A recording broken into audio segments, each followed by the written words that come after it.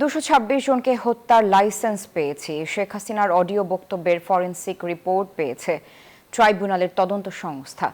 বিচার বাধা এবং হুমকি দেওয়ার অভিযোগে শেখ হাসিনার বিরুদ্ধে কেন ব্যবস্থা নেওয়া হবে না সে বিষয়ে ট্রাইব্যুনাল রুল জারি করেছেন। এদিকে জুলাই আগস্টের হত্যার 8 জনের বিরুদ্ধে গ্রেফতারি পরোয়ানা জারি করেছেন ট্রাইব্যুনাল।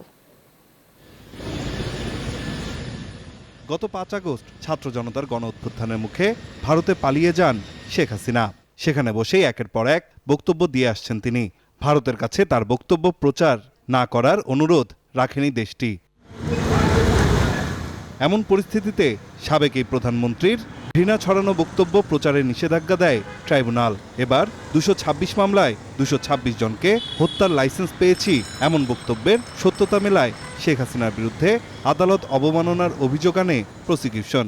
পরীক্ষা করে সিআইডি মতামত দেয় যে এই কথোপকথনটি শেখ হাসিনা এবং শাকিল আহমেদের মধ্যেই হয়েছে। এটা বানানো কোনো কনভারসেশন নয় এবং এটা এআই জেনারেটেড নয়। আদালত আমাদেরকে এটা শুনেছেন। শোনার পরে এই দুজনের বিরুদ্ধে অর্থাৎ শেখ হাসিনা এবং শাকিল আহমেদের বিরুদ্ধে 11-4 ধারা অনুযায়ী বান্ডেল থাকলে প্রতি সেনমানিতে টাকা বাঁচবে।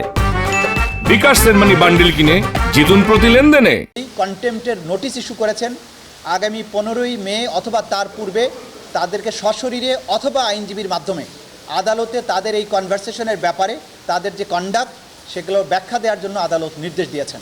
মে মাসের প্রথম সপ্তাহের মধ্যে শেখ হাসিনার বিচার শুরু হবে। প্রধান উপদেষ্টার এমন বক্তব্যের বিষয়ে জানতে চাইলে তাজুল ইসলাম বলেন, খুব শিগগিরই এ মামলার ইতিবাচক ফলাফল দেখা যাবে। বাইরে মাননীয় প্রধান উপদেষ্টা বা অন্যান্য উপদেষ্টারা যা বলছেন সেটা তাদের রাষ্ট্রীয় দৃষ্টিভঙ্গি থেকে তারা বলছেন। তদন্ত সংস্থা প্রসিকিউশন স্বাধীন এবং নিরপেক্ষভাবে তদন্ত করছে। তদন্তের প্রয়োজনে যতটুকু সময় নেওয়া দরকার তারা নিচ্ছে। শেখ হাসিনার যে মামলার কথা আপনারা উল্লেখ করেছেন তার ব্যাপারে তদন্ত সংস্থা প্রসিকিউশন সবচাইতে বেশি গুরুত্ব দিয়েছে এবং গুরুত্বের সাথে কাজ করছে। খুব সহসাই হয়তো এর রেজাল্ট আপনারা দেখতে পাবেন। এদিন স্বামীর অসুস্থতার জন্য সাবেক মন্ত্রী দীপু মনির প্যারোলে মুক্তির আবেদনের শুনানি হয়। তাকে স্বরাষ্ট্র মন্ত্রণালয়ে যাওয়ার পরামর্শ দেন ট্রাইব্যুনাল। এছাড়া জুলাই আগস্টে নারায়ণগঞ্জের হত্যা মামলায় শামীম ওসমানের ছেলে আয়ান ওসমান সহ 8 জনের বিরুদ্ধে গ্রেপ্তারি পরোয়ানা জারি হয়েছে।